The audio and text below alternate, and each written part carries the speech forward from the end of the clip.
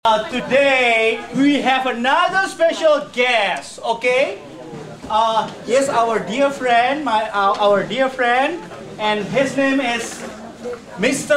Lance Jones. Okay, he's driving all the way from Sunnyvale to meet you guys over here, and he is accompanied by his beloved wife. Where is Bonnie? Oh, right there. You guys wanna say hi? Hi. Okay. Selamat datang ya. Okay. Anyway,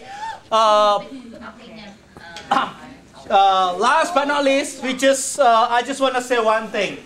I better call him Pak Lens. Okay, Pak Lens is very good at the Wayang Golek knowledge, and then he has a shop also in Sunnyvale. Yeah. So anyway, we're gonna learn about Wayang Golek. This is different Wayang. Usually, sometimes we see the shadow puppet, but this is a different Wayang. Okay. Now we give Pak Lens a big round of applause.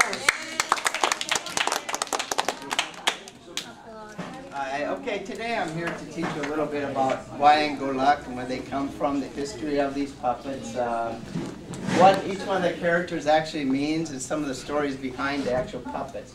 Does anybody know actually what Wayang means? Do you guys know what Wayang means?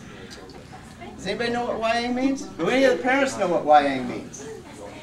I bet Paul knows what Wayang means. What? It's a dog. Actually, no. You realize that all Wayang means is theater. Okay?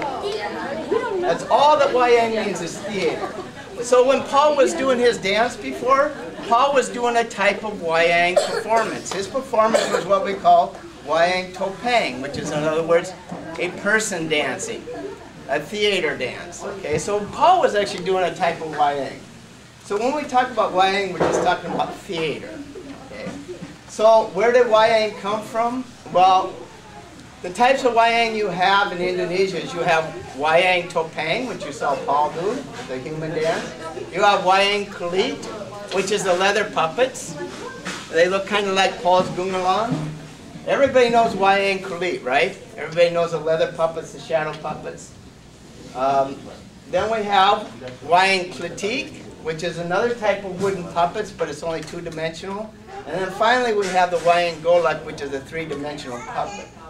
Now, does anybody know where Wayang Kulit actually came from originally? Did it come from Indonesia? Yes. What do you guys think? Yes. If you said yes, you're right. If you said no, you're right, because nobody really knows. Most historians say that Wayang Kulit most likely came from India. The stories that are there came from India, and originally most of the first Indonesians were Hindu, came from India. So most people say they come from there. However, there are recorded performances in Indonesia in like 800 or 900 BC. So a long, long time ago, there were Wayang Kulit performances. The first performances were Wayang Kulit. Now, the first performance was actually a performance that was recorded was about this guy right here. This guy right here is called, actually, Bratasena. But later on, as he grew to be an adult, this is a young adult, but later on, as he learned to be a warrior, he became what we call Bhima. Has anybody ever heard of Bhima before? Okay. No, Bhima's, all these are two-headed guys, right? But that's just the hat, right, the tiara. Okay, so this was actually the first recorded performance was about Bhima. Bhima was one of the Pandava brothers we'll talk about later. Okay? Later on, now Wayang Golek, and Golek stands for rod puppet. Okay, that's all Golek stands for, is it's a rod and puppet. Now these puppets are made of multiple pieces, and they're made by different people. What will happen is you have some people carve the head. You see the head? You want to pass around the head? Go ahead and look at the head.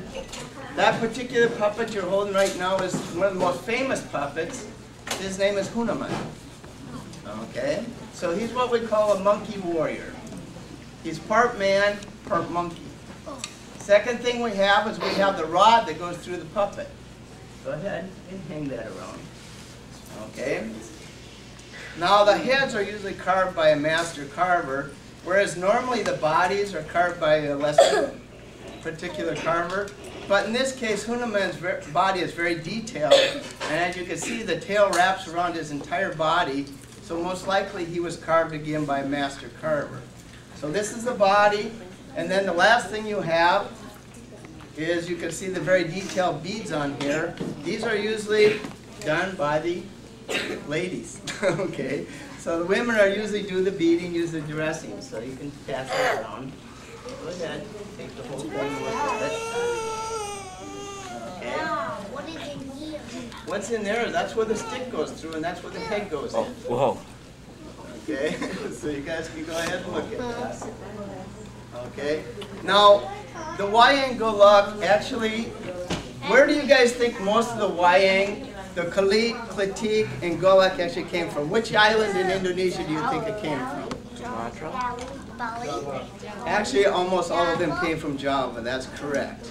Now, Bali is known for the Wayang Golek, but you got to remember, most Hindus were in the area of Jogja until there was a large volcano, and then they moved into Bali. So the Golek went with them into Bali. The remaining puppets, the Wayang Golek, mainly come from the island of Java. And these particular Wayang Golek are Wayang Golek Pura. These Wayang come specifically from the area of Bandung. Okay, does anybody know where Bandung is? You guys know where Bandung is? Parents know where Bandung is? West Java. Okay, West Java, right. I believe it's on the map. So that's where most of these puppets come from, is from West Java. These particular puppets all come from that particular area of Bandung. I don't hate you yet. Okay, I will, but not now. Okay. Now, Yeah, eventually.